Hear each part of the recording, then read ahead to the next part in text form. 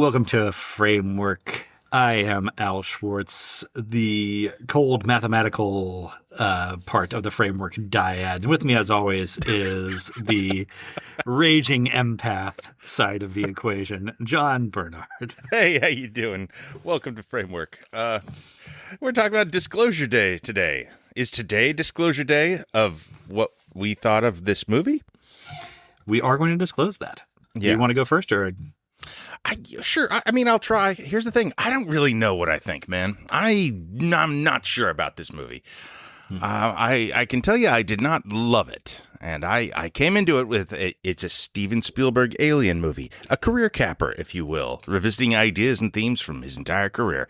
And I wanted to love this film. And then the trailers came out, and I was like, ooh. A Steven Spielberg alien movie, such a defined thing and such a beloved thing that just not loving it is sort of giving it a failing grade. That is my fear. Okay, Steven Spielberg alien movie. I mean, I think it's an okay Steven Spielberg alien movie. And it's not like they're all lights out masterpieces, you know. Indiana Jones and the Kingdom of the Crystal Skull is an alien movie. Yeah, but that's a bad Indiana Jones movie before it's a bad alien movie. That's true, but it is definitely a bad alien movie. Like, when it engages with the ideas of aliens, it does a bad job of it. Yeah, I think by the time it gets to the aliens, I'm so checked out of that one. I mean, so that one is definitely worse. That's a much worse alien film than Disclosure Day, without question. Now you're damning it with even more faint praise than I was going for. I think I like it more than you, though. I think. That's just my gut. You certainly did. Because, man, he directs the hell out of this. Like, anybody else making this movie, this script into a movie would have been awful, I think. I think the script is really, really a bit of an issue. And, but there's half a dozen incredible pieces of filmmaking, just remarkable feats of performance here. There's so much stuff going on that other movies aren't even trying. And, you know, I feel grateful that this thing exists. And there's some really stellar moments in it. I wish it worked better. I wish the second act wasn't so kind of stretched out and a little bit plotting. And the ending is nice enough. It's not everything I wanted because this guy made Close Encounters of the Third Kind, which has an incredible version of this ending. And I'm still struggling with it. At least we're starting from I think the exact same spot then, because my takeaway here is Spielberg, Janusz Kaminski, John Williams, these guys are very, very old at this point, but they still know how to make a movie look and sound like a goddamn movie. It's my God, yes. Does not look like a streaming release or a high budget TV show. It looks like it looks and sounds like a fucking movie. And unfortunately, this is not a good movie because they're working from a script that is dumb and bad. And so the movie's bad, I think. I don't think it's completely bad. Like the script I'm talking about. The movie, I would argue, is not bad because of all this craft brought to it and the ambition of this script. What this wants to be about.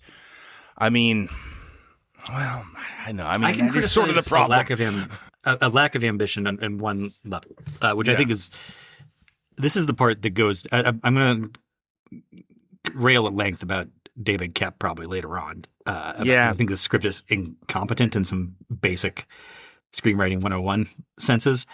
But the part that can be laid at the feet of Spielberg's, outline that he created for this story, I think, is that there is a lack of ambition in terms of this is a movie about what if aliens were real and actually visited us. And its only real conclusion about that is, well, then we would want to know about that. Of course we want to know. That's not really an issue here. That's not a question that needs answering. Of course we would want to know, and I think deserve to know. I don't think that's a tough one that you need 2.5 hours of movie to get to justify the conclusion that, people should probably know if there are aliens. Yes, this is the thing. This is ultimately, I think, maybe the biggest problem with the script is that the disclosure.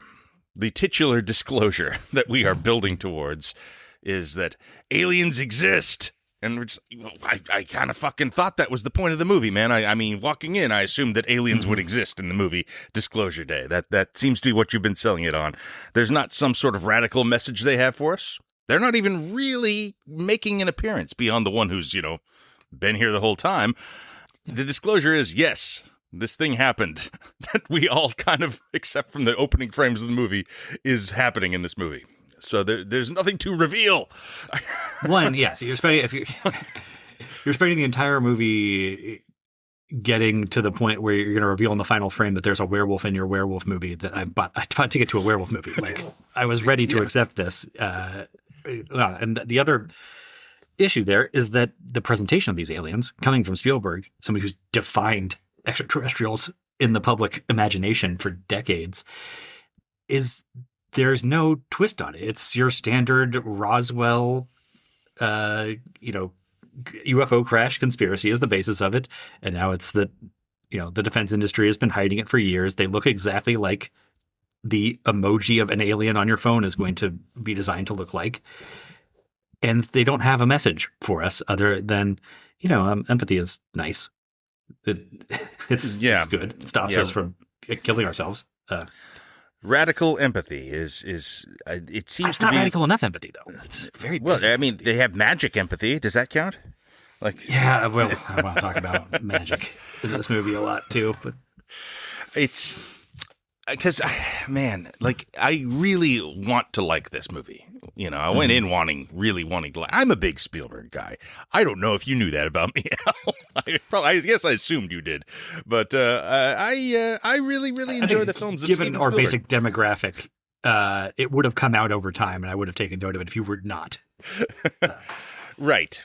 I give him the benefit of the doubt on a lot of stuff, and I think I can, I'm the guy who's like, I'll go, when War Horse opens, I'm like, actually, it's quite an achievement if you look at this as a filmmaker. The things he's doing here are really something, and then, proceed to never think about or care about War Horse again. I want to root for him, but, he's made like nearly 40 movies that are all winners.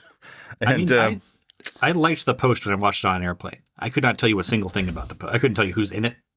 It's a great cast. But I remember turning off that movie and going, that was pretty good. Well, he doesn't make bad movies generally. He's certainly done his share, but even this movie is too well made, I think, to be bad. I think is what I'm ultimately going to say about this. It overcomes its script in quite a few ways. It just stops far short of greatness because of that script. Okay. And so here's another thing that's hobbling this movie for me, I think, is that I was getting that you're going to get from, I guess, a Steven Spielberg, his fifth Alien movie or whatever. It's these feelings of cinematic deja vu that were happening. Yes. And some of that stuff's avoidable because I'm like, looking at this and going, I'm pretty sure the location they use for the exterior of the Wardex headquarters is the same building they used for the headquarters of the evil corporation suppressing knowledge of the alien conspiracy in Begonia. I think it might be, yeah. It's close enough for government work, at least. And we cut from there to the same convent where they're hiding out from the evil government, paramilitary group in one battle after another. It's later on, I'm like, is Wyatt Russell wearing Wolverine's leather jacket from the first X-Men movie? I'm pretty sure. Did he get that from the wall of a plane in Hollywood? It's this. So I don't know. On top of just, there's so much familiarity here. It's Spielberg stuff. It's alien stuff. It's the alien stuff that we've been inundated with for decades, with sort of no extra twist of lemon on top. Is disappointing to me. I was really surprised to discover what this film was, which is basically an X-Files movie. I mean, essentially, it has the same aesthetic and same kind of structure as, a 2-hour X-Files movie, 2.5 hour. And that's like 90% of the runtime. I mean, we get to the end and there, some more stuff happens. But the majority of this is not about aliens. It is about a government agency chasing people and a thriller. It's a man on the run kind of stuff. Yeah, and for me, that stuff doesn't work because the heroes have all the most powerful space magic working for them.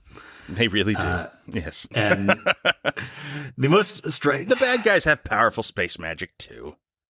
Yeah, but he has to work harder to use it. That's true. And That's true. He's not. Colin Firth is not getting all the relevant plot points just beamed directly into his skull from the pages of the script into his brain. He has to like put in a mouth guard and strain at least for it. Whereas Emily Blunt is like, oh, I think they're telling me I should drive east. Just yeah, I'm not here to be all Blake Snyder or Save the Cat stuff on it, but no, like fucking work towards a plot point. You don't just beam plot points into your character's head. That's lame. And the only way that works, I think, at all is if the central mystery of the movie is something like it's part of the mystery. It's like, oh, isn't it weird and intriguing that I'm getting these plot points beamed directly into my head, and what could that possibly mean? But in this case, we know exactly what it could possibly mean, within 10 minutes of the movie starting. It means that the aliens crash at Roswell, and they look like the aliens on my phone emojis. And it's just that. So having those bog standard aliens beaming the plot points in really like fails to produce any intrigue for me. Yes. I think what this movie needed to work on, like on a script level, maybe, well, no, there's a lot of issues in the script. But one thing that was bugging me a lot is that the action is never driven by the ideas or themes or characters of the story, such as that train sequence is awesome, but it doesn't mean anything to this narrative. None of these sequences really mean anything to the narrative. They're virtuoso in every aspect of production. Like that scene when Emily Blunt, the one shot where she's coming into the studio about to go on the air and deliver her alien speech. That is an incredible achievement just as you watch it and watch what Emily Blunt is doing in it and stuff like that. It kind of just exists in a vacuum, though, as most of these sequences do. I mean, there's just some stuff that gets to at least an idea. I think that the Colin Firth mind invasion stuff is pretty good and is really well done and handled really well. That feels of a piece of what the movie's trying to be more than anything, really. When it gets dark and mean, well, not much. I don't think anyone dies in this film, but well, I want to talk to you about that too. It does at least have menace and sort of a threat of something beyond our mortal understanding coming in that feels scary. That's cool. I wish there was a little bit more stuff like that in here. None of it is driven by the themes, and this movie should be theme forward because that is the big idea. I mean, it is theme forward in like the dialogue, but not in it doesn't tie into the plotting in a way that the best populist movies do. Now, theoretically, I'm okay with this. Like a Hitchcock kind of thriller, man on the run stuff that Spielberg's making, and big action scenes, and that sounds good. I'm down for that. It's just that I'm kind of keyed up for a little bit more, something that reaches a little bit farther here. Well, for it to be thrilling, it needs to have more of an edge to it. It needs to be nastier, and I think a problem with this, for me, it's related to what I've complained to you before about how I don't like friendly ghosts. But the fact that there's no wisp of a shadow of a threat that the aliens are hostile or Not dangerous in their intent here, I think undercuts a lot of the just general thriller vibes of it. And that's really underlined by the bad guys don't succeed in actually killing anybody at any point. They barely get any shots off.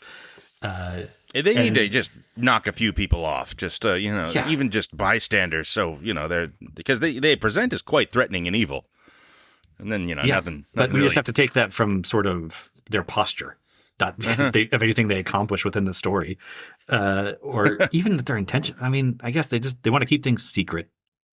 Okay, that's not a good motivation. I mean, I'm against that as a motivation, but it's also not quite evil enough for me to like hate just on general principle. So I was like, okay. I mean, I think Josh O'Connor being killed off in this movie might fundamentally fix the movie for me in some ways. But at the least, Coleman Domingo has got to go. Like, what is his Mufasa ass still doing, hanging around, being wise and comforting in the third act of this movie? Like, it does feel like there's a missed beat there, where like that, an all is lost moment for certain. And there's no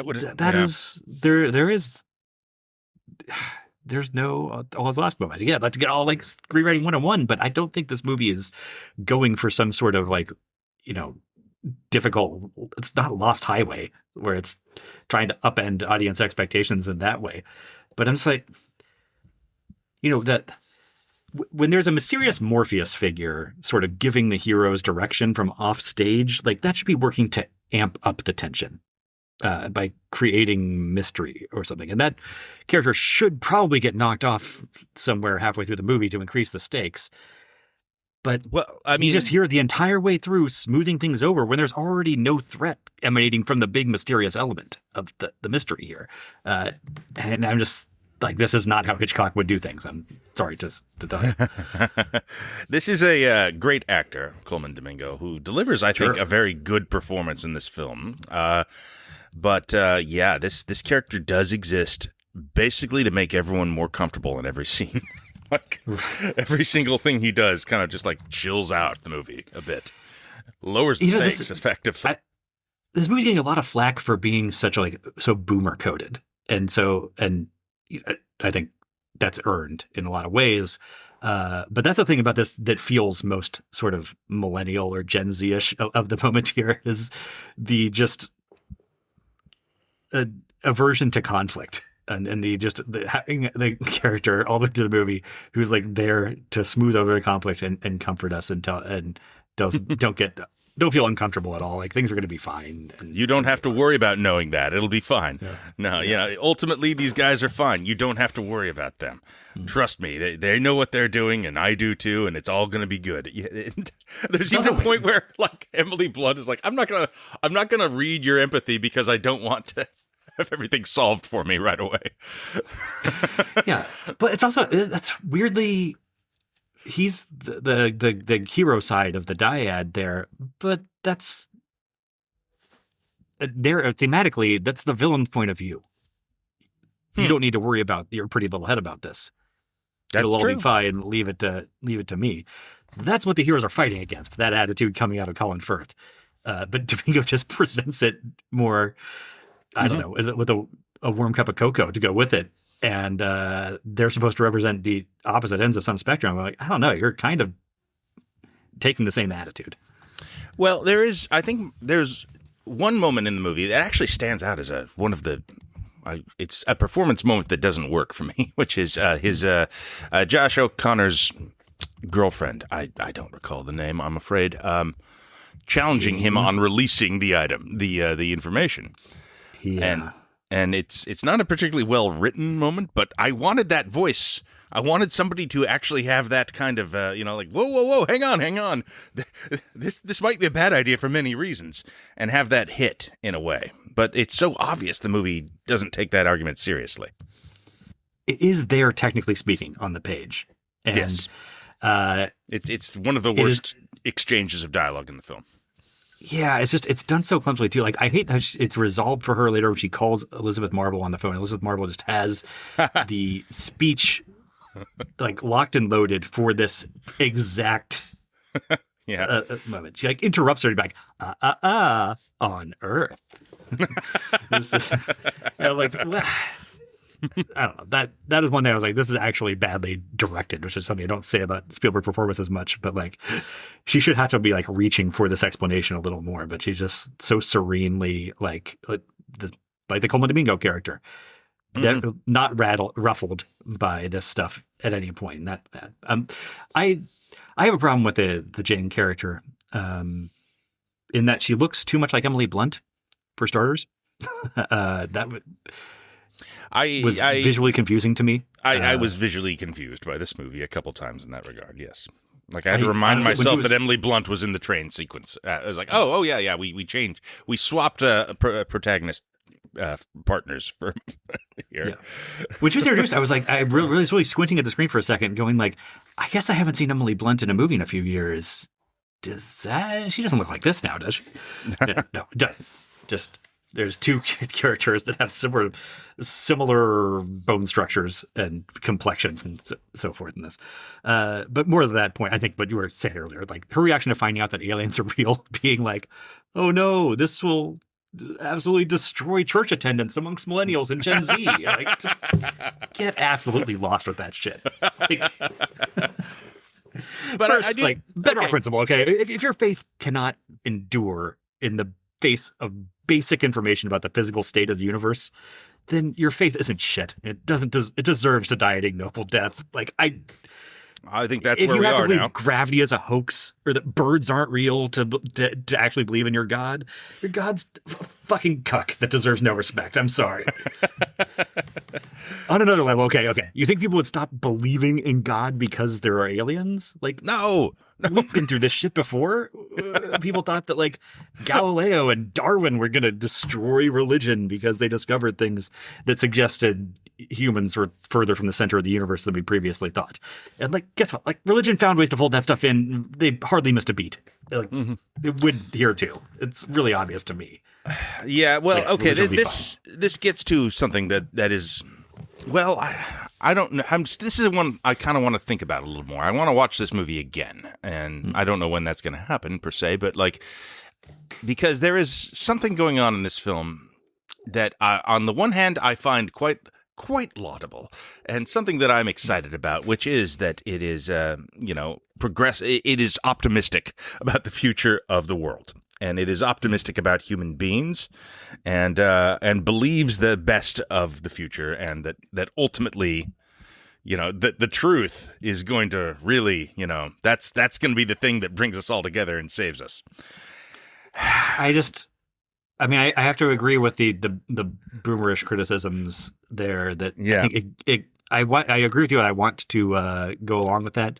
But I think it gets there by It needs to simply do the work so much more. eliding the challenges in the way of that. Yes. It's like just acts like those challenges are not there, rather than conquering them in some way. This acts like a movie that Obama is finishing up his 8 years, and this is where we are. Like that it acts like that's the state of the world. That the last 10 years of shit haven't occurred. And, Right. that we don't just not believe real shit anymore. That we don't have this tribal instinct to hate everything and deny the truth if it suits us, in the short term, or not at all. Even if it's just that our side decided that's not true, we're not going to do it. That's not a part of this movie. Like that, there's nothing about Trumpism here. There's nothing about how we all fucking hate each other and shit at this moment in time. And that's okay. Well, no, it's not okay. It has to be there if we need to take this seriously. You have to confront that head on if you're going to make an argument like, I think it's all going to work out, actually. You have to actually I think so. engage with what we're up against. The argument that I agree with fundamentally is that this movie makes but doesn't make very effectively, I would say, is the argument that empathy is actually the evolutionary advantage that allows for these aliens to cross the galaxy and allows us to have dominion over the world, actually. And that is a great idea, and it's what the movie should be about. Yeah, but instead it just says it, and there's no challenge. It's conquering nothing, to put it out there. And I think of it in terms of Interstellar makes sort of an opposite end of this argument in a way where originally a Spielberg film. They talk about we talked about that being Nolan's Spielberg film, and they talk about love being this magical thing that defies rationality and science, and I don't buy that. I kind of see what you're going for, but actually, I think you can make perfectly valid evolutionary arguments for why we developed feelings of love, and this empathy thing is part of that same argument. It feels like something you could do of this moment, because part of being in the Trump era is that the ascendant powers espouse this very zero-sum theory of society and human interaction, where you can only win if somebody else is losing, and you have to dominate and crush anybody to show that you're winning anything at all. And people will talk about, it's also the crisis of masculinity stuff that you hear a lot about. All these guys that will talk about alpha males and, there has to be a top dog or whatever. And I think it's worth actually trying to refute those arguments and saying, and part of that is, to me, yeah, you talk about law of the jungle stuff or whatever, but the thing, I would rather be a human than an alpha dog. Because, the lion can be the king of the jungle, but how are lions really doing against humans overall? Like, there's a reason why humans have driven all these other animals that you're modeling your theories of human interaction on to the brink of extinction. And it's because actually we were better at cooperating than any of the big cats were. Yeah. Again, this is kind of a failure to engage with the moment. Because it feels like it's going to. It feels like that's what it's doing. It feels like it is a response to sort of the cynicism and the fears and the stuff, but it really isn't. Not really. I think it's that boomer thing again. I think this is. Yeah, I'm shocked to be so reminded of the X-Files by it. Frankly, like I was shocked to be reminded of Hypnotic so much during this movie, which if of the 9 people that listened to our Christopher Nolan ripoff episode got to hear me rant about the Ben Affleck thriller Hypnotic and it's like one of the worst things I've seen in the last decade, and it's really damning to Disclosure Day how much I was thinking of Hypnotic in the story structure and like the villain. That is brutal. Yeah, Hypnotic is an absolutely wretched film, and no, I wasn't reminded of that here, but I can see what you mean. Damn. I was kind of checking off Spielberg boxes for this a lot of the way through. I was like, oh, there's some Minority Report. Oh, look at that. Okay, for sure. Just kind of going through it and being like, okay. I was surprised how much Ready Player One was in it. Have you even seen that movie? No. I hate it from afar, just on a general principle. The same bad guys as that movie. Colin Firth is a version of Ben Mendelsohn. They have the exact same ending. They do the exact same thing at the end. It's Ben Mendelsohn just slumps into a chair and says, yes. "Oh, I guess I lost." Kind of just like decides not to do anything about it at the end and just sort of wanders away. You talk about like not feeling of this moment. That's like one thing we're not going to get to. And no, as the end he of should the like Trump pull out a era. gun and try to shoot her or something. For God's sakes, like he has to do something at the end there, or I have to understand why he did that. More people should be trying to shoot them. Yeah, maybe somebody should get shot here, at least. Yeah, well, I mean, obviously, somebody should get shot or crushed by a train or whatever. Even the guy who gets evaporated by the alien artifact, it just zaps back in 2 seconds later, and he's fine. Yeah, we don't need that guy. We're better off without him. Yeah, we are. It's fine. We need a sense of danger to this unknown technology. Like that starts to be like interesting for a moment there. You're just like, whoa, okay. Oh, he's fine. Okay, cool.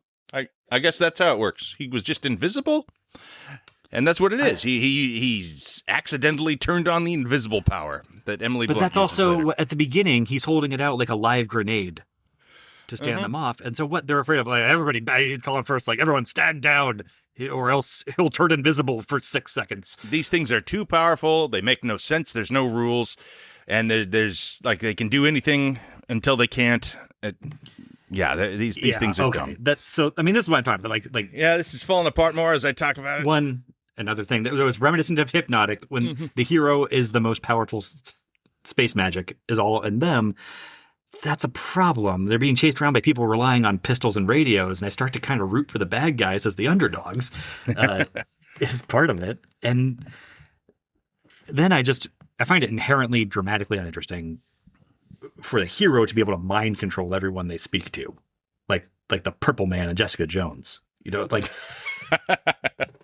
besides having all the relevant plot information beamed directly to her head, like she doesn't have to actually figure anything out, and it never feels like she's actually in danger. Like that train jump is the one time it does, but like when she's rescuing Josh O'Connor from the heart of the bad guy's thing, like she doesn't need a plan. She just walks right into their midst and is like, "Oh, call your grandmother," or whatever. And they're like, "Oh," and she knows she's in no danger from these, I don't know, these paper tiger baddies. She doesn't have to give them any particular I mean, everyone just sort of like, oh, I guess I'll stand down. It is, it's not really explained what's going on.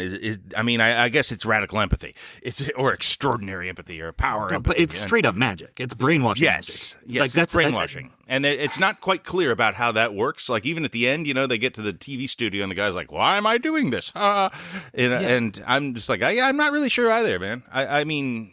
Did you see an image of your daughter or something like that? Maybe that's why. 2 hours into the movie, I was at that point when he's saying that, that's when it finally resolved. Like, oh no, this is not just that she's like disarming people emotionally by telling them something about their deep-seated feelings, and that, like, because in the opening when she's talking her way out of the traffic ticket or whatever, yeah, that it could just be that he's like, wait, how did you know about that? And I like that very much. It strikes a nerve. That seems when she's good. talking, like telling the stage manager to call the cops or whatever, and she's just like, jaw agape, like that they're so back-footed that they let her get through those situations.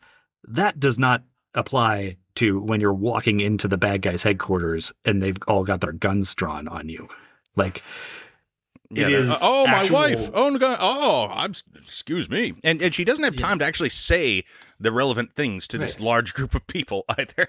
No. So it has to be. That's why you want it to be the end of Children of Men, right? Like, yeah. At least that's an incredibly moving, dramatic crescendo that movie earns by going through the actual muck of these issues. But for this plot to work, it has to be straight up brainwashing, like Professor X magic. I think Children of Men actually might be the version of this movie that, like, it does everything this movie's trying to do, down to the incredible one-hour action sequences. Mm-hmm.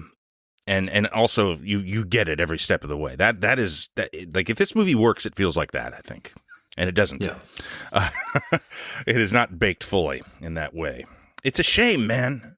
It's really frustrating, actually, because like the good version of this movie is probably amazing. And and I don't get why they went with this script. I don't know why. Like, did he just get excited about the things he could do, the sequences he could make? Colin Firth invading somebody's mind, and doing the train sequence, and doing all the one-hour sequences with Emily Blunt. Like, did he just get so excited about that stuff that he kind of let the big ideas just sort of float off? I don't know what happened here. I don't know one was what forcing happened him to make this movie. Maybe it was just the Grim Reaper hanging over his shoulder was part of him, like, pushing it out before it was fully baked. I mean, supposedly there were 16 or 17 drafts of the script. I can buy that, because there are elements of the script that just hang there, like left vestigial from earlier drafts. Clearly, what happened to Wyatt Russell's character? Like, in this movie, he just drops off the face of the movie an hour in. Like, I don't know what you need to do with that character, but some kind of resolution for how central he was to the first hour of the movie is necessary.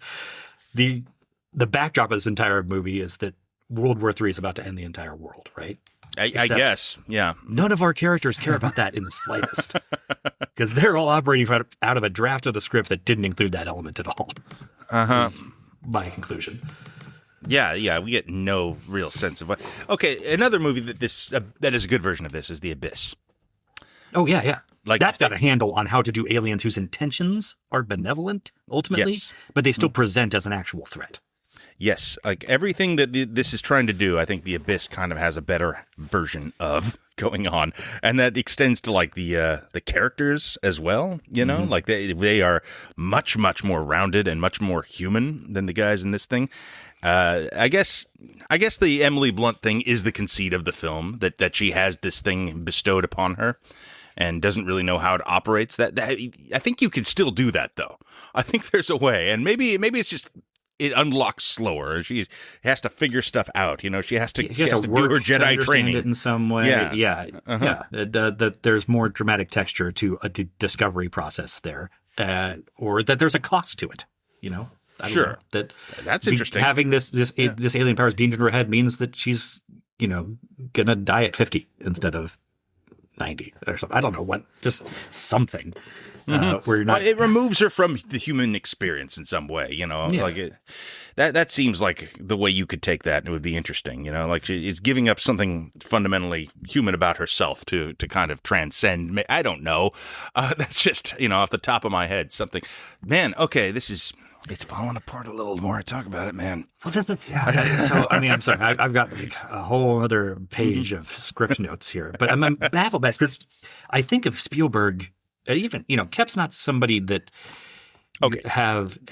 people have a lot of reverence for as an artist. No, but I thought he was a professional, and like he and Spielberg like would have this locked in, so like in a 3-act structure sense, like the plot would hum and it would get us from one point to the other, and not have, I mean, the alien devices in this movie are like the most shameless MacGuffins that I've ever seen.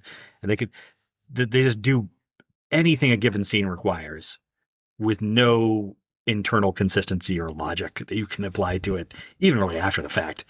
And just like how, you know, Blunt can just kind of do or sense whatever a scene requires her to. They're like that completely arbitrary crop circle moment. Oh, yeah. Huh. That just means nothing. It doesn't. I'm thinking about that after the movie going, what? That's just for the trailer. There's no reason that would happen. I mean, you know, it's an X-Filesy thing, honestly. Yeah. It's just like, oh, it's forming the crop circles. We know what that is culturally. It's an alien thing, of course. And yeah, it has no real. It's an admitted hoax at this point. But fine, whatever. I don't. That doesn't. It's just like, why would the device do that in that moment for him? Yeah, sure. Okay, so Kep has written good movies.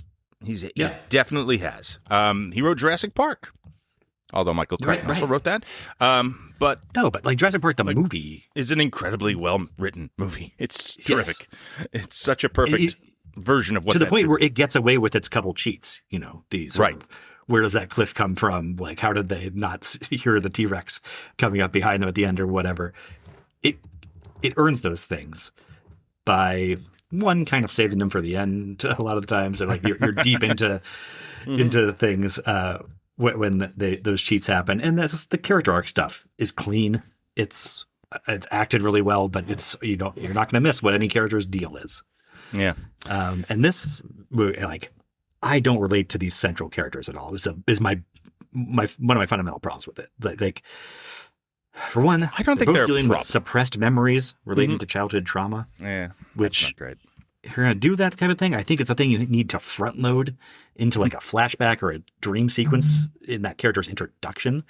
Because when you drop it on me half an hour after you asked me to start identifying with this character, now I have to like reset to 1 and decide how I feel about anything going on with these people when I find out 45 minutes in the movie that, oh wait, you have suppressed memories of whole like years of your life or whatever that's central to this plot. Yeah, that's kind of all we get, though, I think is the real problem. Like if we don't really get a sense of who these people are. I mean, they try with Emily Blunt a little, and all we really, so she's very busy.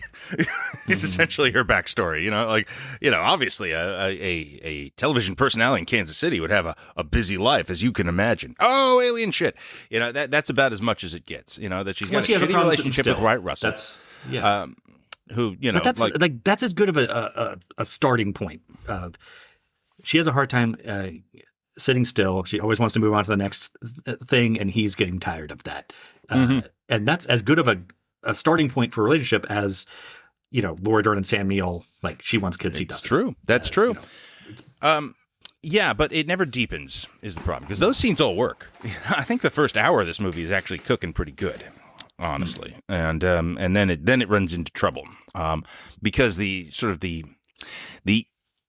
lack of depth to all this kind of gets revealed the more it goes on. Because it becomes exposition dumps, but it's all plot based and it's never increasing our understanding these characters. That stops after an hour. It's adding layers though, yeah, without adding depth is weird, because we're introduced to O'Connor as the keeper of these great secrets regarding the alien technology. And then only 40 minutes later, do I kind of understand he also has this other nested layer of mystery about his own background that's secret even from himself. He's an experiencer, yes.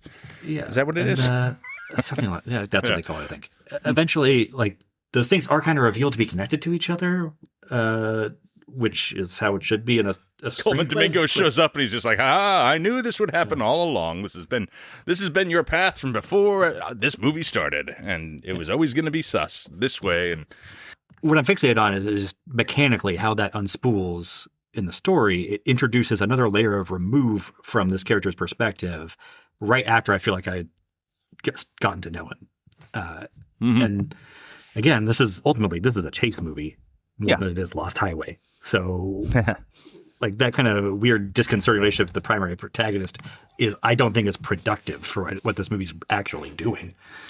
well, here's what I would say. Cut out all that stuff about them being visited as children. Just don't have it in the movie. It doesn't serve the story. Yeah. I mean, it's kind of a cool visual. You get the aliens and the kids and the little science magic equipment coming in. That's all good Spielberg visual, Janusz Kaminski, Pool of Light, alien movie making stuff. I like all that, how it looks, but it doesn't serve the story. It doesn't serve it at all. I think this needs to simplify and focus on the ideas it already has and make it more about them. I also think this movie kind of starts in the wrong place. I mean, I like the media res. I mean, are you talking about the wrestling specifically, or just that it's? Yes, I mean, that's a very funny opening. but I mean, I guess more generally, the reason why I think this movie, despite being structured kind of as a two-hander, like Emily Blunt ultimately walks off with it. Yeah, and that's why I'm like, maybe just kill the O'Connor character off in the second act. That ups the stakes. Maybe. Mm-hmm. But part of I think the problem with that is we start this movie after O'Connor and Coleman Domingo have both completed their character arcs. Mm-hmm. That's true. And so he's just running away. He's just trying to go from plot point to plot point at that point. That's why you should. He doesn't have to maybe. learn anything. Actually, exactly. But both of them. I also think rather than the wrestling match, like just open with him his last day at work where he's stealing material from the bad guy's headquarters. Like the handoff of the wrestling match is we don't know who he is, who they are, what are they covering up. There's this lady who's a hostage all of a sudden, and that's our introduction. Like you can introduce it to him and the bad guys in the midst of a more compelling, maybe not action scene exactly, but thriller sequence. Yeah, like a Mission Impossible sequence where he's getting out of the government building from in Begonia. That could be the opening of the film. Yeah, that's true. That's 16 drafts in. I don't know how you don't get to something closer to that than the wrestling matches. I mean, they must have tried. I don't know. I saw the theory that it was that it's Netflix streaming model where you have to open with something or people will lose interest when they're watching it on their phones later. Something like that. Yeah, I was watching a Patrick Willems video from last week where he talked about like Red Notice and Bright and all these would be like action comedy blockbusters that just do nothing. But one of the things he pointed out there that now it's impossible to unsee is that the streamers have told people, we have data that says if you don't grab them like visually and big sounds in the first 30 seconds, people will just turn it off. And like it's so depressing to see that even Spielberg fold under that pressure at this point. I mean, if that's unfortunately how I had to interpret that wrestling, shot of the opening with the stomping on the camera. It's it has nothing to do with the movie. It's a good shot. It does grab you immediately. I mean, like he's not suddenly incompetent. No, he has populist instincts, and I don't think that's the worst thing in the world. Like, he is a mogul. He runs theme parks and studios and stuff. It's kind of amazing he's made so many movies while he does all that other shit. So, I mean, I'm not going to begrudge him his crowd-based instincts. That usually makes the film better. And all my favorite stuff in this movie is just like nuts and bolts, kind of like a movie action scene engagement things, just the craft of it. I think the script is undermining the nuts and bolts action stuff too, because there's just it's too reliant on the magic power shit. That they have a get out of jail free card for anything up to that finally, when the trains come down, I'm like, oh, good, she can't brainwash the train out of smashing them, so they have to do something physical. That is a good point. Like, I mean, if you, they need to kill somebody. And maybe a lot of people. They really need to raise the stakes on this and give them some challenges and difficulty and have all those last moments. I mean, that seems like the kind of basic kind of storytelling stuff he's usually really good at. Exactly. That's like the thing about Spielberg is that he doesn't really write his stuff generally. You know, he rarely writes his own scripts. But you still can feel his fingerprints, like in his voice. Mm-hmm. Well, he develops them. He develops these movies all the time. And he has the best storytelling instincts of all time as a filmmaker. Like what he shoots and what he puts on screen, nobody does that better in the history of the medium, essentially. You know, or you know, whatever. He's as good a choice as you're going to pick for the best visual storyteller of all time. As a narrative storyteller, though, he doesn't necessarily always have the best scripts. He doesn't always have the best story instincts up front. Like, he gets lucky sometimes and he gets incredible scripts. I mean, and you know, of course, he merits them because he's Spielberg, but he makes bad scripts sometimes. Well, so okay, I haven't exhaustively gone through every Spielberg movie. You know, there's a half dozen of them I hold up as masterpieces and all, but I haven't been exhaustive, especially his 21st century output. But I would have said prior to going to this movie, at least, that his batting average was too good for that to be coincidence or luck. That those scripts, he just gets his hands on the lucky scripts. I think no, he's too much of an auteur. I have to give him credit for those storytelling instincts. A lot of that arises from him. But again, this movie is riddled with stuff that I'm like, they seem like first draft problems to me, and I don't know how you have not redlined a ton of stuff out of the script that makes it into the final cut here. Here's another example, just mechanical stuff that like this movie struggles, like everything kind of does these days, with its relationship to technology. And sure, so like the bad guys have to use this alien astral projection technology to try and pull clues off of matchbooks to track the heroes. And like, don't you better have satellite imaging? You know, like surveillance drones. You can't track a car that you knew, like from one location, you knew where it was 5 minutes ago. Like you can't run back the tape on your satellite imagery or anything. And like, it is both more interesting for the heroes to have to like look around and try and locate matchbooks to hide from the invasive alien technology aspect of it. But also like just, it's part of, I mean, like, one, it's got an easy fix. Josh O'Connor carries around a device that jams drone signals, okay? The magic wand he's carrying around does everything else. It could just do that too. There you go. I don't know how professional David Koepp did not get to that. Right. But why does that, like, matter? Like, ultimately, I think that's part of this movie being very topical in its subject matter, but not being out of step with the times. You know what I mean? Yes. It's inspired by current events, but the story's completely out of sync with everything about this current moment that defines that story about, you know, UAP stuff and the reaction or lack of reaction to it. Mm-hmm. Yeah, it's... Man, it's falling apart the more I think about it. I mean, I kind of liked it as I was watching it, despite having some frustrations. And as it ended, I'm just like, well, actually, it kind of had some real issues there. There's certainly a better version of this. And the more I think about it, the more I'm just like, God damn it. I want to give it another shot at some point. I think there's possibly a way this coheres more when I know where it's going, when I have a full sense of the narrative. Maybe I'll see stuff in those sequences that kind of inform it. I don't know. But again, the stuff I like best is the first hour of the movie for the most part. Okay.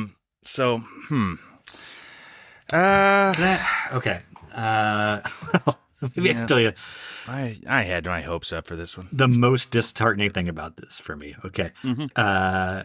So the finale involves releasing all this information to the public. Yeah. And so we get images of trains full of people staring at their phones to process. Just like Spielberg face, the ending. Yeah. Just right. But okay. I mean, we talked in other contexts about how cell phones are sort of inherently not cinematic, and that's a problem Right. for all movies. But I feel like that's never been sort of represented as powerfully to me as this, where the Spielberg shot face you're talking about, Spielberg's trademark shot. That is someone looking with their mouth agape off to the upper right corner of the frame. Yeah. Basically. And there's something out there that's blowing their minds. It's just too monumental to fit in the frame with them. And we get here in this new Spielberg Alien movie, which is, something we have a lot of context for. It's everyone's processing that mind-blowing event by looking down at the bottom left of the frame at this miniature screen. And that is how people look at their phones. It is how it would have to be. Language. Yeah. But it's also so small and so insular.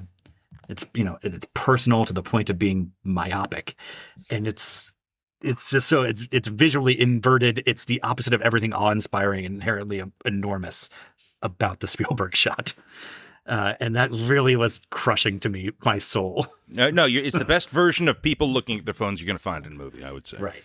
But people looking at their phones is so the opposite of the Spielberg shot. Was my takeaway, and I get you. There's moments in there. People looking at the TV as well. Those are better. I like the one with the nun looking over her glasses. That's a good Spielberg face. Yeah. I mean, yeah, fair point. It is necessary, though. That is how people would get that information. If you're sending it out over the airwaves, it must be done. And they give a lot of focus to that. To the directed at Spielberg, even exactly. That was just something that was sad about our modern day that came through this. I mean, he does neat things there. I do like the end of this, even though I wish they were revealing something that we didn't know from the first 10 minutes of the film.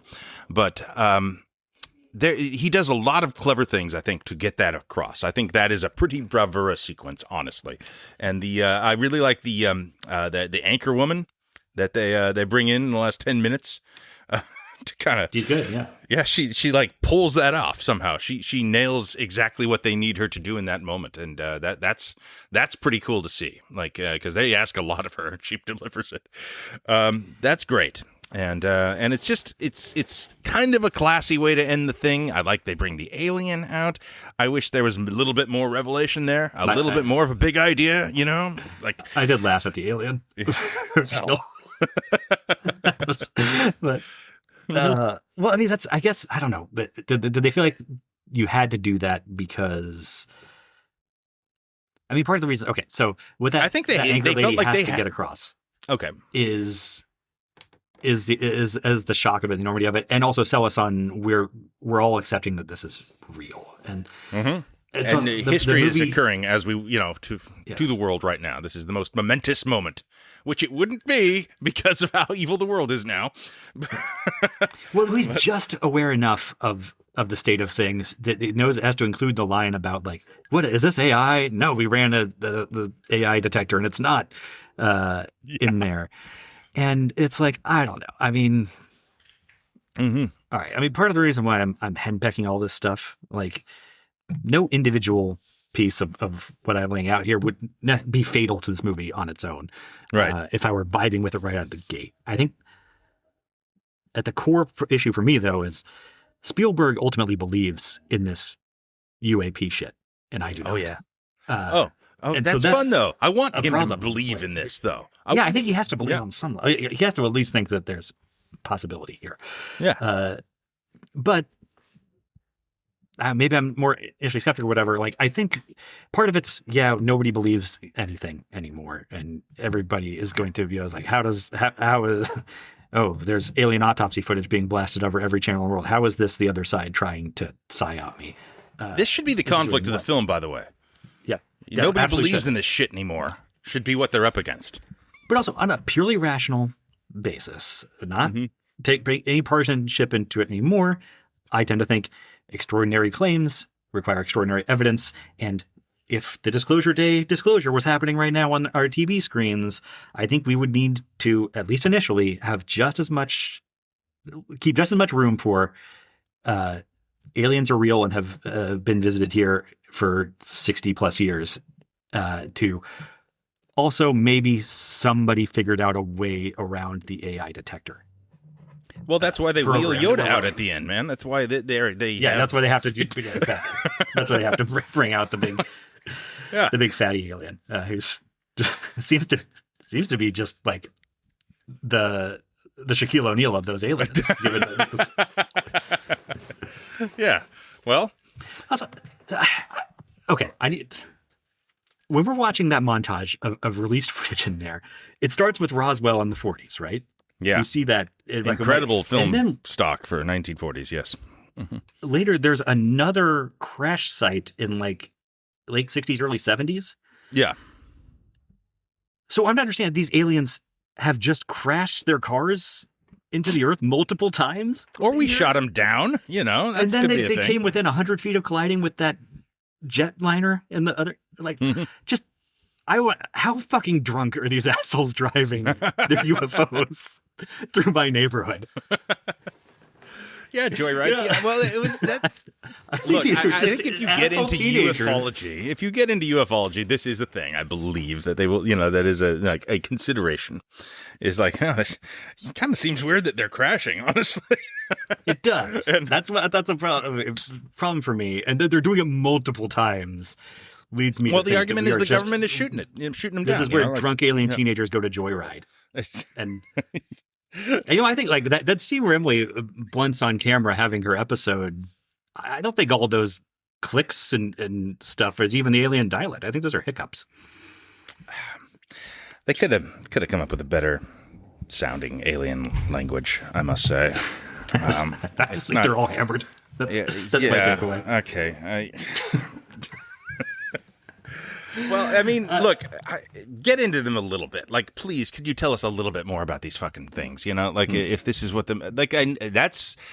I think I would be able to forgive a lot of this stuff. I mean, honestly, the stakes should be higher. People should be dying. There should be some moments where things seem like they're going to go bad.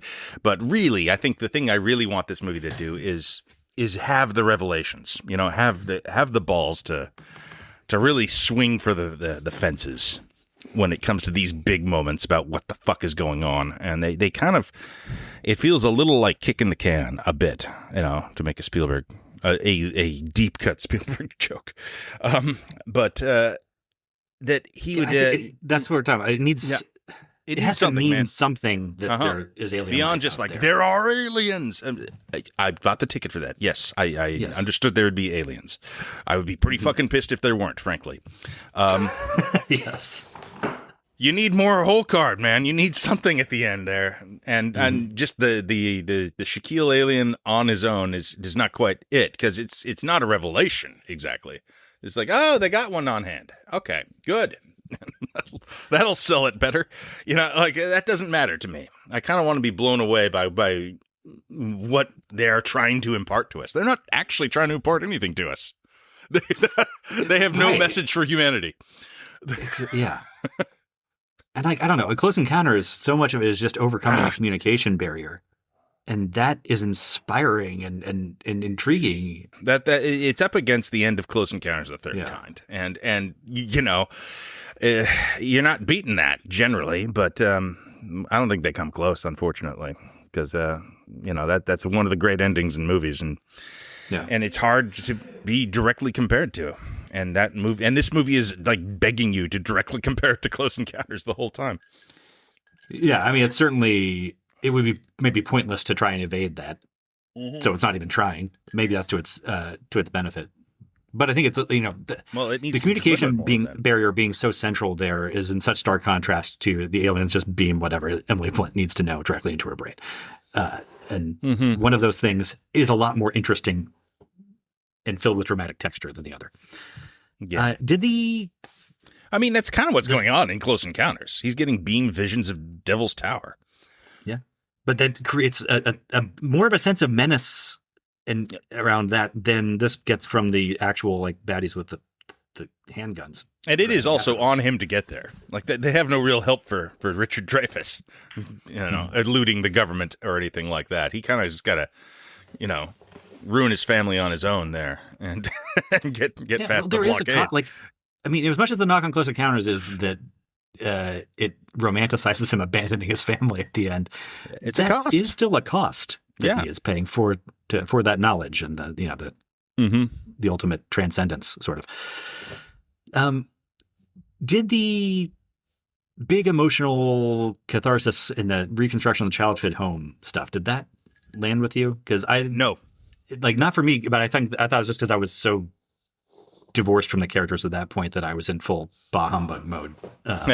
No, I mean, this is the stuff I think shouldn't be in the movie.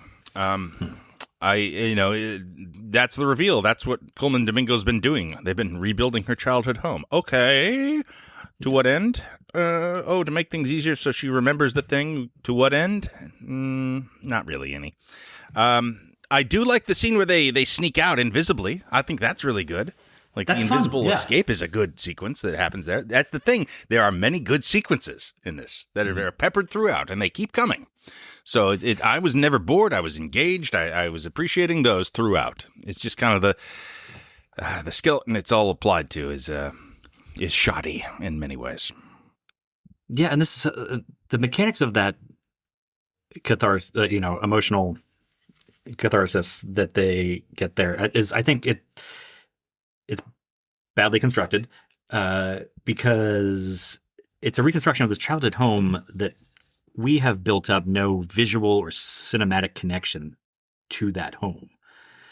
Nope. So it's to recreate this trauma, this recurring dream that this character has, but we have not witnessed Never in any seen. other form along with her. So it's cathartic for her because she's recontextualizing something terrifying into something uplifting and inspiring.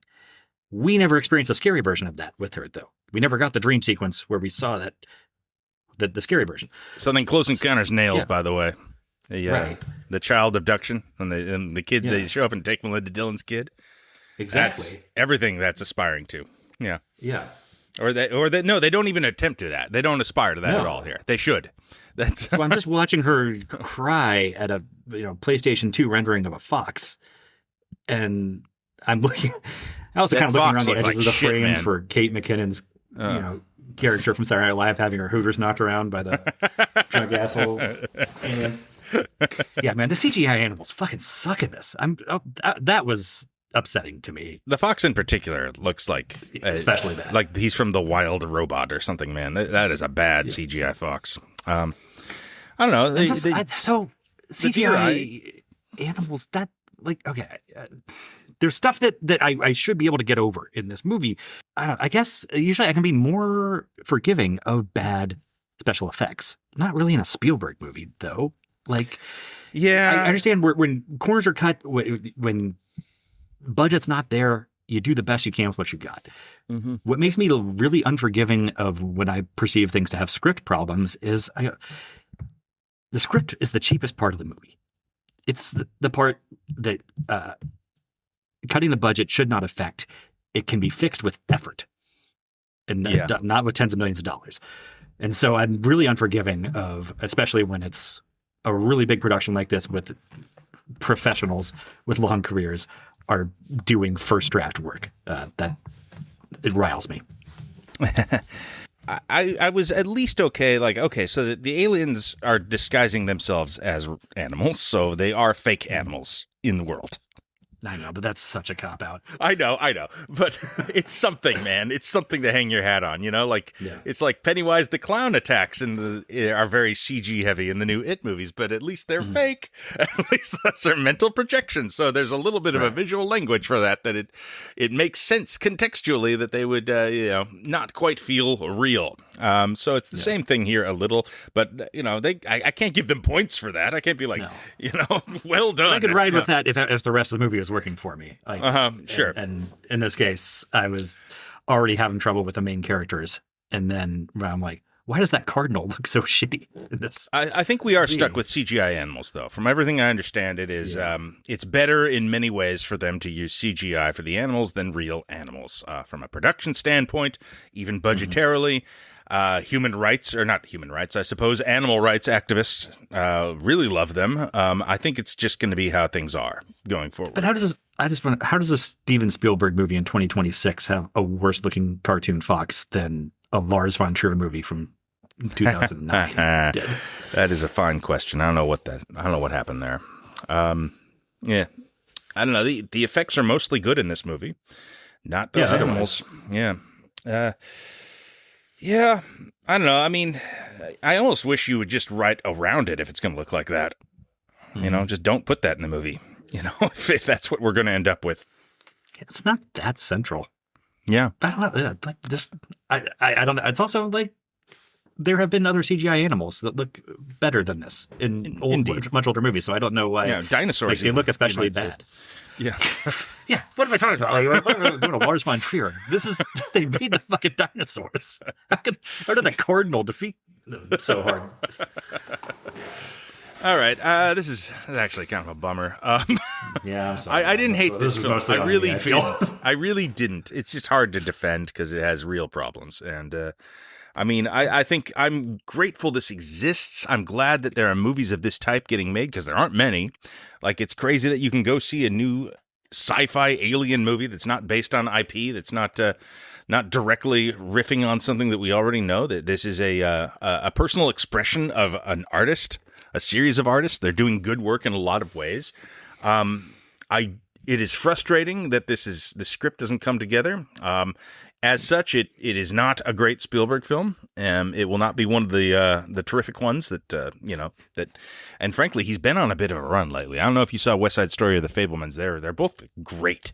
They're both really awesome films, and this is not that. This is lower mid pack of the lower mid tier, I would say, for me, Spielberg wise.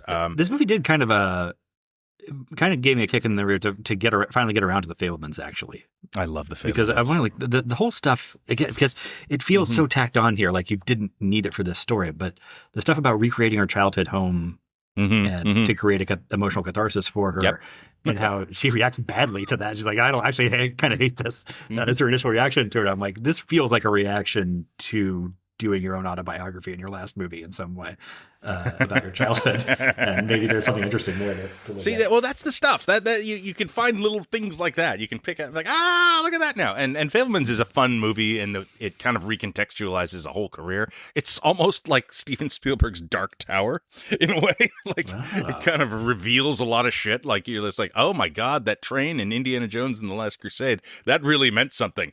You get moments like that throughout. I mean, I don't know if if that's true or if you just really have tailored your pitch because you know who you're selling to. No. Steven Jones Dark Tower is the way to get me intrigued. Yeah, okay, that might be a little misleading in some ways, but it is a Rosetta Stone that will unlock certain things, and you'll notice stuff in the filmography after watching that where you're like, okay, hey, Sammy Fabelman, right there. It's good in that way. I don't know. I love that film. It's one of his best, I think. And this is not. But it is him kind of still on a heater, technically. Like he's doing some stuff here that no one else can do. Like, can you imagine a different director trying to make this script? Can you imagine I don't know. Take any. Well, here's the worst version. Take the J.J. Abrams version of this movie.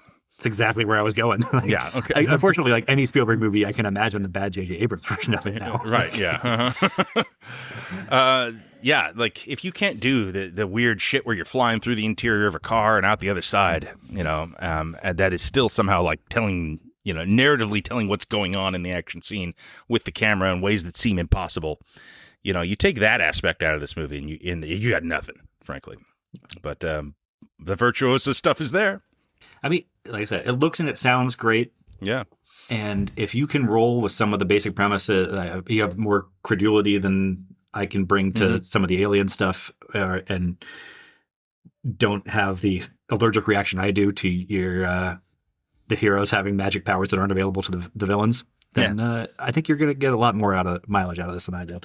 Well, yeah, I mean, the reactions to this have been all over the map, man. Like I've seen like this is the worst thing he's made to this is the best thing he's made, and every stop in between. It's been a really divisive film in that way, and not in the way that we usually are divisive, which are, some people are more forgiving of shit than others in a way where like people really feel differently about this going in. And that's part of why I'm kind of just want to like see what happens when I watch it again, because I will. I'm going to have to check this out again. It's too weird and compelling and interesting an object to just sort of sit with this initial viewing. It's I don't know when that happens, though, because I'm probably not in a hurry to. It's a challenge, I think. It's just also getting harder to find time to revisit things as we get older and we're more flooded with just it's not what I'm going to want to like show people. I'm not going to be eager to show. Like I was on vacation this last week, so I was late to get to this. I didn't see it for a while. I was trying to get my extended family interested in a Disclosure Day trip. I was like, come on, Spielberg, Alien. We're going to have a great time, obviously. And everyone was kind of not interested in it. And I was like, all right, I'll make it on my own later. Thank God I didn't drag my family to this on vacation. They would have been mad at me, I think. This would not have played for them.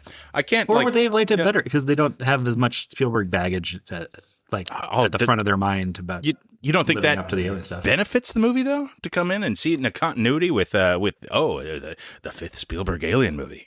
I think it hurts you having a better, easier recall of Close Encounters and War of the Worlds, and E.T. might harm this movie more than I think. If people haven't seen any of that stuff in 15 years, then it's like, oh, wow, Emily Blunt really nailed that Korean, and that train thing was awesome. And, you may be right. Well, I maybe more pertinently was the fact that none of them wanted to see it. None of them were really feeling it. So, when this gets dominated by Toy Story in this weekend as we're recording this, I mean, look, there are no consequences for this movie bombing. It hasn't bombed. It did fine the first weekend, but eke its way out to a modest problem. I mean, whether that's considered a bomb for Spielberg specifically. What does that matter? Man's like 80 years old, I believe, right? Exactly. Yeah. Mm-hmm. He's probably going to get to do whatever he wants next. Yeah. His time is his enemy, not budgets. Right. But I'm excited about him doing whatever he wants. I like that he got to do this movie and didn't have to go, make something safe for a studio. This is not a safe thing to make. This is a weird personal thing. And I like that. I wish it came together better, but, so it goes. It's okay. There's some cool shit in this. Some things I'll remember later, and some stuff I'll forget. Yeah. It doesn't make me like angry at Spielberg exactly. I guess my negative thing is I hope David Koepp gets paid less for his next movie. He deserves it. Did a bad job. David Koepp's going to be just fine. Yeah, exactly. I can say that, not having to worry about his kids being able to eat. All right, well, that's that then, I suppose. Look, man, this was a big deal movie for me to see this year. I obviously was going to check it out. I was going to have strong feelings about it. I kind of expected to have stronger feelings one way or the other, actually. I